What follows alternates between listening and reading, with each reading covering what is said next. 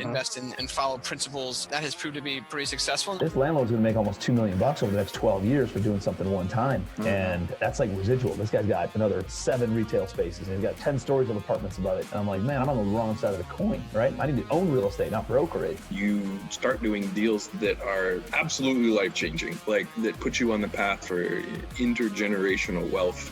Welcome to the Real Estate HomeRuns podcast. I am your host, Louis Van der Horst. This is a podcast for busy professionals who want to learn about passive income producing strategies that have helped others crush it in the real estate world. Whether you are a new or seasoned real estate investor, this is the podcast for you. Hello and welcome to the Real Estate HomeRuns podcast. Today on the podcast we have Ryan Spak. He has a passion for Philadelphia's neighborhoods, their history, and its real estate. This passion, coupled with 15 years of entrepreneurial experience in building maintenance, construction, and real estate development, ignited his firm belief that no distressed property should ever remain in an uninhabitable, unsafe condition. Because of his community development efforts, Ryan is a member of several boards and local committees, mentors through the JumpStart program, and has been a guest speaker at the national conferences on vacant land national code enforcement and the Philadelphia Poverty Conference. Within his organization, Ryan focuses on property acquisitions, joint venture partnerships, construction management, and financing for Spak Group.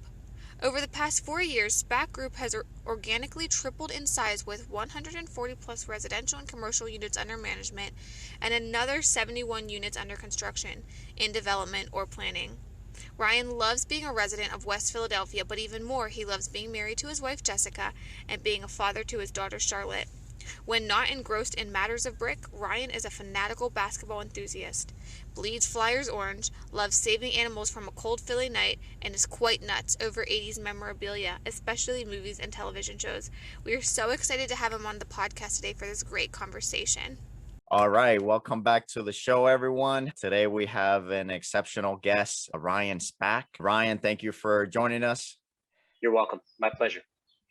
So I first met Ryan through a little interaction that we had on a deal that he was checking out. I was wholesaling it, but he left an impression on me, looked at his website, see what he's up to. And I'm glad that he took me up on this offer to come on my podcast. Yeah, my pleasure. Thank you for the invitation. So tell us a little bit more about yourself, what you do, and Sure. how you got started with real estate. So my company is called my last name, Spak. The company has a very unique way of looking at real estate. And I know that most investors say that, most developers say that. Our approach is very equity or equitable focused and community driven. And so a lot of our projects have a very specific social tilt to them. And so that's something that our investors are understanding of. And not to say that they make less profit, but they understand that there's going to be line items in our budget that are specified for the community. And our approach to that type of development has warranted a great deal of success for us over the last 5 or 6 years since we changed our mission. The company's been around for the last 10 years. It started out with myself buying a couple of properties, my mom buying a couple of properties, and us collectively doing it together. And we spent 4 years buying a couple of duplexes and triplexes, did a flip here and there. And the reality of the situation is, once we understood that our projects could be more impactful if we had a very specific type of socially driven mission, our company completely revamped itself. We changed our mission, we changed our value system, we changed how we looked at certain projects. And that version of our company is about 5 or 6 years old. And our projects have grown exponentially since then. And now we are looking to expand into other markets outside of the Philadelphia region where we're based. And that's how you and I came to meet. So up to now, all or most of your projects have been in the Philadelphia area. Yeah, coincidentally, the majority of our projects were actually in West Philadelphia and only in West Philadelphia. I'd like to say I did a tremendous amount of analysis, and I knew going into that particular market was advantageous before some folks. We were investing in neighborhoods like King Sessing and Cedar Park before it was as popular as it is now. The reality of the situation is actually very different. My wife and I were looking for more space. We lived in Center City, Philadelphia, which was very expensive for very little amount of real estate. We were renting a studio apartment. We were looking for a little bit more space for ourselves. And so we were looking for a better connected community both public transit, access to employment. We were looking for opportunities to have a community that had a better foundation to it. In Center City, there's a lot of hustle and bustle, but you don't always know your neighbors necessarily. And that's not how I grew up. That wasn't the kind of community I grew up in. And so, I wanted to know my neighbors. I wanted block parties. That was what we wanted. And so we started to look at West Philadelphia, not University City, actually west of that area. And we had a realtor tell us not to look in a certain area. Like, you don't want to go south of this particular street. And I basically said, well, that's interesting. I wonder why. And well, part of the reason was values had not really gotten to a place of stability. And I saw value in that. And my wife and I bought a triplex to live in. And that became our first venture into that community. Once we got to know the neighbors and we got to know the community, it became the place where I didn't want to see any vacancy anymore. I didn't want to see distressed real estate. And so, you buy one and one turns into two. You get a partner. In my case, it happened to be my mom, who had also invested in one property in the neighborhood on her own. And the rest kind of history.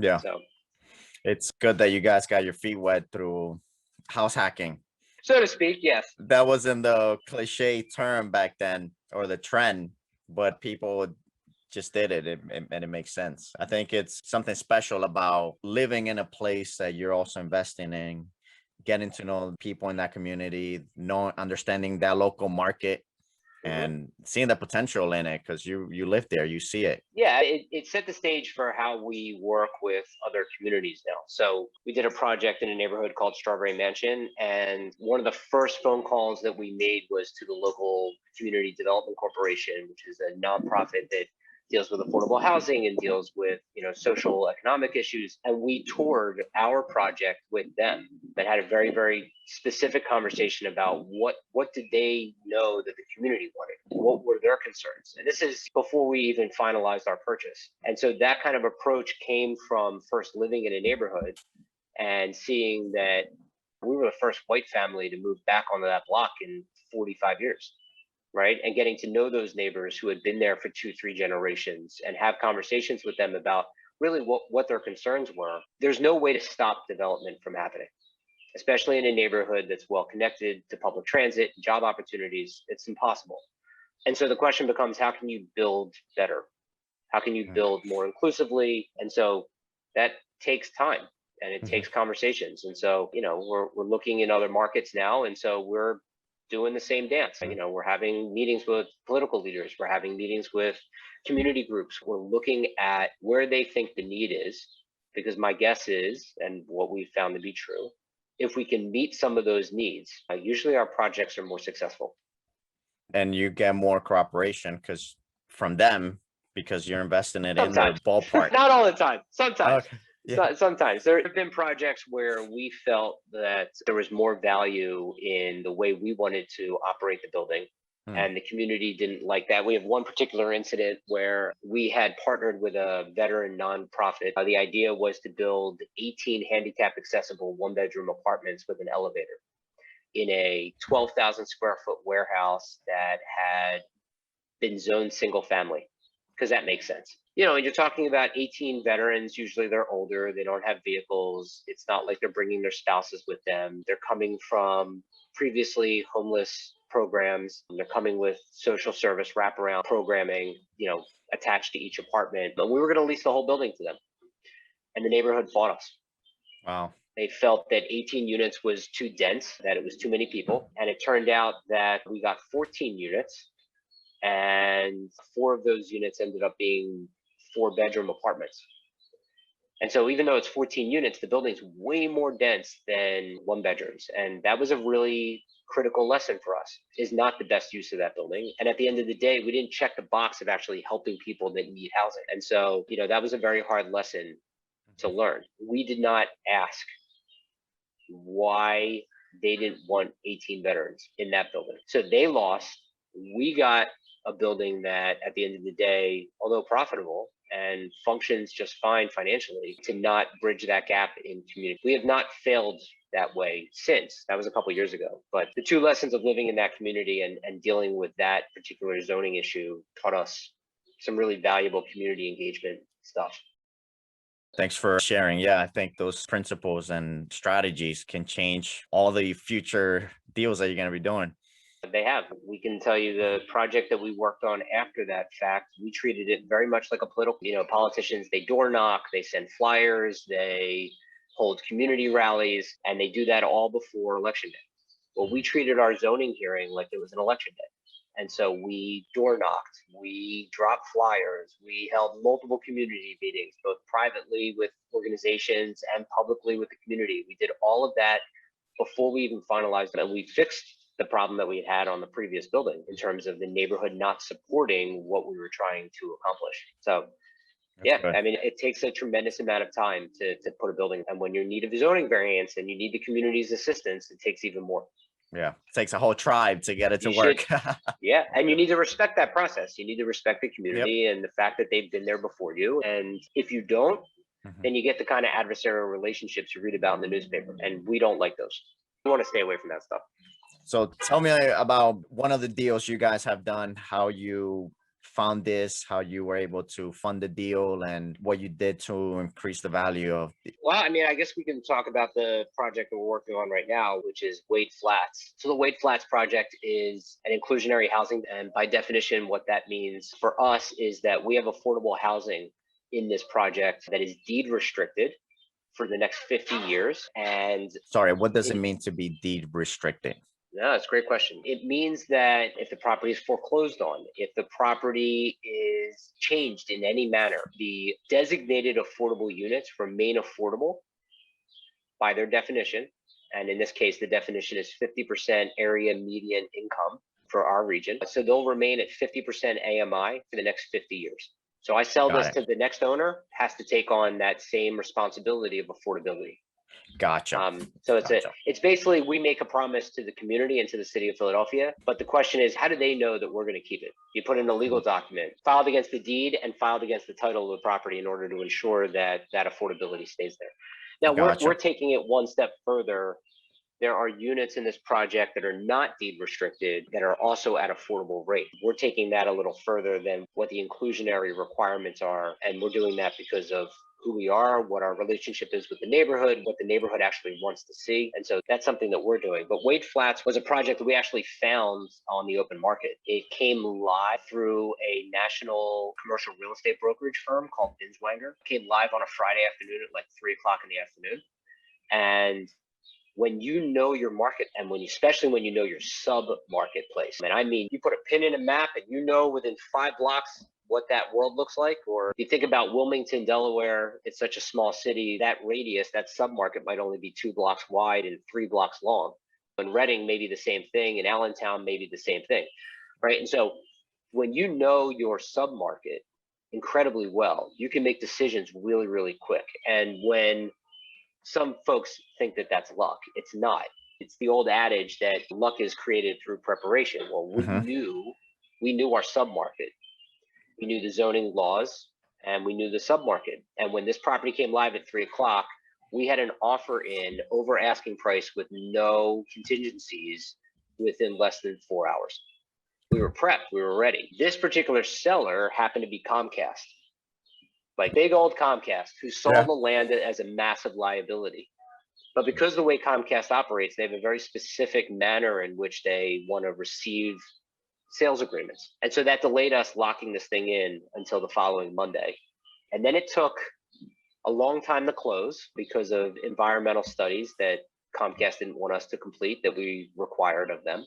What's a long time? A few months or a couple of months? Yeah, it took like 5.5 months to get through everything. It took like 3 months to lock down the agreement of sale. So first we did a letter of intent, which was binding, and then we did an agreement of sale. And it took a long time to get the agreement of sale finalized because they wanted to break up the environmental studies into massive amount of very minute phases, which became very time consuming. But the way that we financed the purchase was my company and an investor of ours went in and bought the land for cash. And then knowing the zoning code and knowing what requirements there were for design, we separated the land into 2 parcels. So we took the lot and we subdivided the lot into 2 parcels, transferring the second parcel into its own LLC, and went to work in design for both parcels, zoning for both parcels. And once we got building permits on the first phase, we went to work on financing it. So the first phase is 37 residential units and 3 commercial spaces. It's a $8 million build. 75% of that is bank financing. The rest of that comes from equity partners and land value. And so that project is underway. It's under construction. We're forming our walls right now for our foundation. So awesome. Have you always been this driven with as far as an entrepreneur, business owner, or have there been any mentors or people that have influence? Yeah, I mean, I guess that's 2 different questions. The first, have I always been entrepreneurial? Yeah, I guess I would like to say that the first couple of businesses that I operated were not very successful, which is fine. They were great lessons to learn, and sometimes that's the way that it is. I've always been a creative problem solver, and I've always been very resilient. And so those 2 things come in handy when putting a building in the ground, because building a building is like birthing a child and then raising it. It's painful.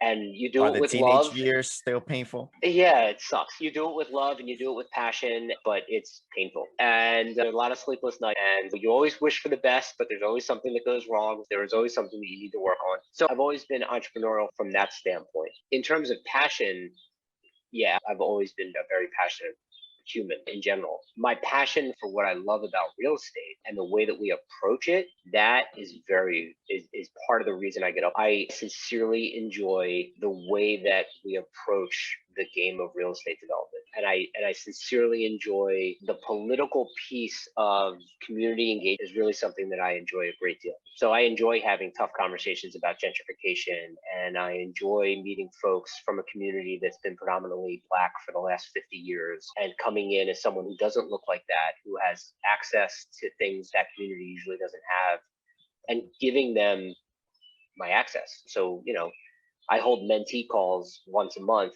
for the general public, just like come hang out and talk about real estate for 2 hours. And all of that, I love. I absolutely love it. In terms of your second question, repeat it if you don't mind. I didn't know if there were any mentors or people that encourage you to pursue this. No one encouraged me to pursue this. So it was on your radar just to...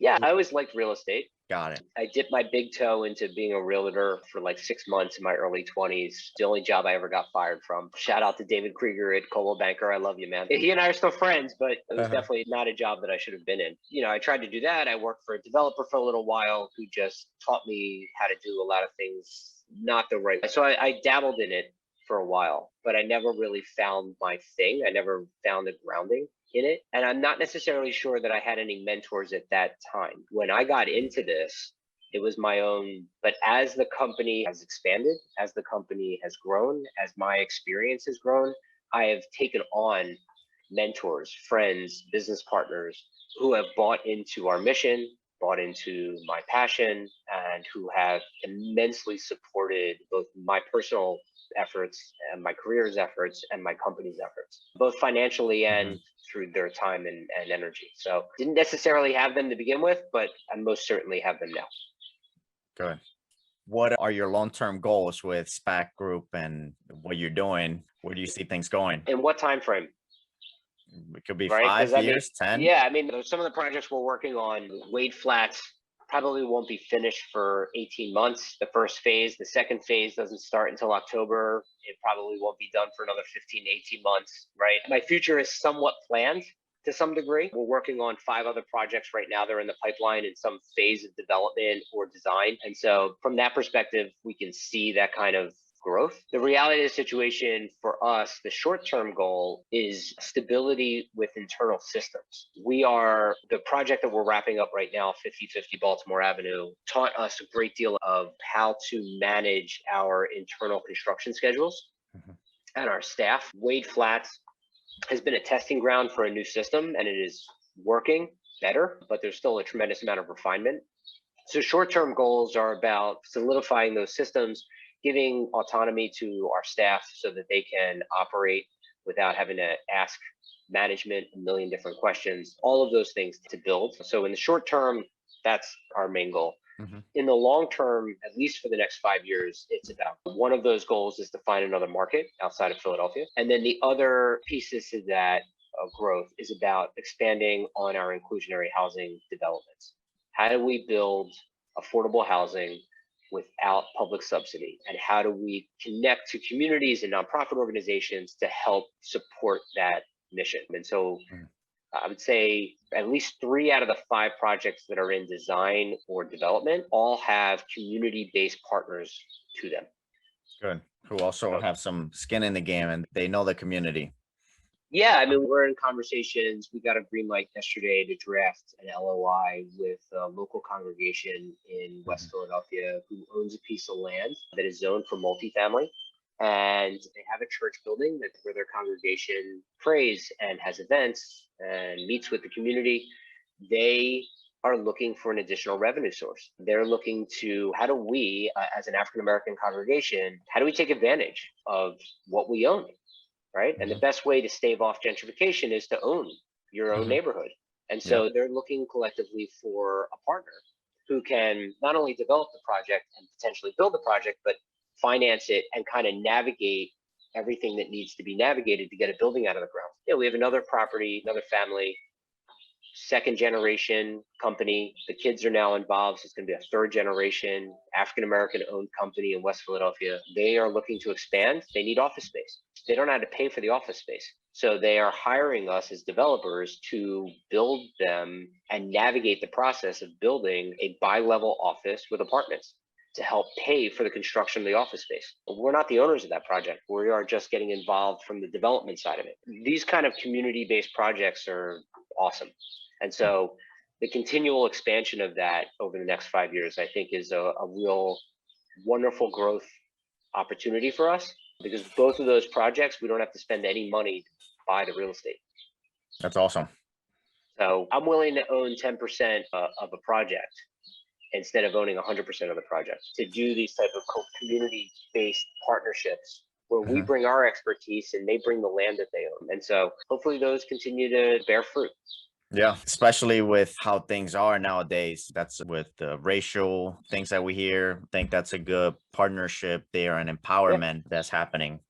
Oh, yeah, absolutely. What's ironic is when I've been asked this question, did you start all this in the course of the last couple of years with Black Lives Matter becoming such a prominent organization, with the conversations around this becoming so prevalent?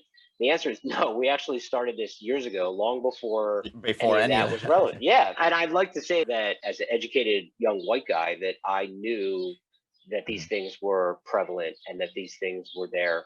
And yeah, to some degree, absolutely. But did I know that they were so front and center, so system that, Black communities don't have access to, or minority communities in general just don't have access to capital the way that other communities do? No, I didn't know any of that stuff. And so even though we were trying to do the right thing for the community that we were in, and even though that I was doing that because I loved my neighbors and I wanted them to be involved in our process, it's actually opened my eyes and become even more important since everything has transpired over the course of the last 2 years. So I think it's awesome what you guys are doing too with the live presentations and Q&As that people could just join. Being here in Reading, another inner city, I see the lack of financial literacy that is in our communities. Yeah, we had a mentee call, not last month, but the month before, and we spent half the call talking about personal financial statement. And then I email blasted everybody who was on the call a blank PFS, personal financial statement, and asked them to fill it out. And the idea was they didn't necessarily need to share it with me. And it's not like I need to know everyone's personal information. But most adults, doesn't matter whether you're in real estate, doesn't matter whether you're an accountant, doesn't matter whether you're the sanitation worker. They don't look at their PFS. They don't look at what their assets and liabilities are and what their cash flow looks like on their personal level. They don't know what they financially look like health-wise. And if you want to get in real estate, you got to understand what your personal cash flow looks like and what your personal balance sheet looks like. Otherwise, no bank's going to lend you any money. You can't leverage your own value. And so having those type of conversations with folks who have never even considered that is invaluable. And I learned that the hard way by asking banks, like, why didn't you give me the loan? Right? Most folks don't have access to that banker. So this is a way to give back the experience that I've gained. And so, Yeah. the calls happen the last Tuesday of every month. Happy to provide you with the link so you can share it with all your listeners. Yeah, And absolutely. then every major project that we do, we have monthly meetings with them. So, hey, jump on this Zoom call with us and tell us what we're doing wrong so that we can fix it. Tell us, rat out our contractors that they started at 6 a.m. when they're not technically legally allowed to, right? They're not supposed to start at 6, they're supposed to start at 7 by law, right? Let us know where we can improve because, listen, we're building a building and it's dirty and it's muddy and it's a pain in the ass. So like, let's be in communication so that we can try and alleviate some of those pressures. And that has gone a very long way in terms of making sure that instead of there being an adversarial relationship, there's an open line of communication. Like a partnership. Yeah, absolutely. community. So like we had one community member, listen, I was driving by your site and it's very apparent that as you get to the intersections prior to your site, you don't know you're about to come onto a construction project. Like you don't know you're about to get to a construction site. Can you put signage a block away that there's construction ahead? So we call our civil engineer. Do we need to get a permit for that? No, you don't need a permit for that. Great. Go to the sign company. Do we need these 3 signs? There's 3 intersections and now there's signs going up. And so like that doesn't happen without some semblance of communication at all. A line of communication. Yep. Yeah. And most times developers, my colleagues they either don't want to engage because they're too fearful that they're going to get their ass kicked, which is understandable. They don't want to engage because it takes a tremendous amount of energy and time. And no one wants to get criticized. Who wants to get criticized, right? And our attitude about it is we're either getting criticized to our face or we're going to get criticized on social. I'd rather you do it to my face so I can at least try and fix it, solve the problem, than try and have this thing blow out of proportion and become reputational that is not worth our time and energy. Yep, that's good. So what are 3 things that you feel like have helped you be successful in your real estate journey and life? Resilience. That's my superpower. Asking questions and not being fearful of asking those questions. And if you don't understand it, ask it more than once has been immensely impactful for us at every level of this game. Even if they are 2-part questions. Doesn't matter. Yeah, it doesn't matter. Ask the questions. Ask them. Ask every question that you possibly can ask. And the last is know your submarket. And I mean, not just, hey, are there properties for sale, but what have they sold for in the last 6 months? What have they sold for the last 3 months? What have they sold for over the last 2 years? What have they sold for within a quarter mile, half a mile? Who are the players? Who are the political leaders? Who are the community block captains? Who's the nonprofit that holds programming? What are the church congregations like? What kind of influence do they have? What are their concerns? Where do their issues lie? What does the community need, right? It's very possible that the community doesn't need 1-bedroom apartments and you're about to build them, right? Maybe it really needs 3-bedroom apartments, right? And there's a better marketplace for that. Or the community tells you they need 3 bedrooms and there's no market for it because you did an analysis of the submarket and now you just saved yourself a tremendous amount of headache because you're going to have the ability to show the community why 3 bedrooms aren't possible. And so you don't know that without knowing the submarket. And so resilience, ask questions, know your submarket. I think those are the 3 things that have helped us overcome a tremendous amount of inexperience, overcome some of the challenges, and simultaneously convince investors and banks to invest with us, even in neighborhoods and at times when they probably would have said no otherwise. How can people stay in contact with you, learn about what you're up to, see what projects you're doing? Yeah, so you can email me directly, Ryan Spak at spakgroup.com, RYANSPAK at spakgroup.com. You can call my office, 267-332-1600. I'm at extension 101. You can look us up on the web, www.spakgroup.com, or on Instagram, I think we're spak.group. Facebook, we're really on Facebook a tremendous amount. Try and just communicate with the neighbors, like our page, and you'll get updates all the time about our community meetings and other events, mentee calls, things like that. So yeah, we are extremely accessible, as you have found. Yeah. Yeah. Thank you for joining me today. No, you are very welcome. No, my pleasure. Thank you for the invitation. And I'll see you back in Reading. We hope you enjoyed this interview and got some value out of it to help you in your real estate investing journey. If you can take just a minute, please do us a favor and leave a review. Hit the like button on iTunes or whatever platform you listen to our podcast on, and subscribe so you can hear future episodes. Also, don't forget to check out our Real Estate Home Runs Podcast Community Facebook group, where you are able to connect with some great listeners. If you're an investor who is crushing it and want to share some information centered around passive income in real estate, please contact us. Hit those home runs, and we will see you next time.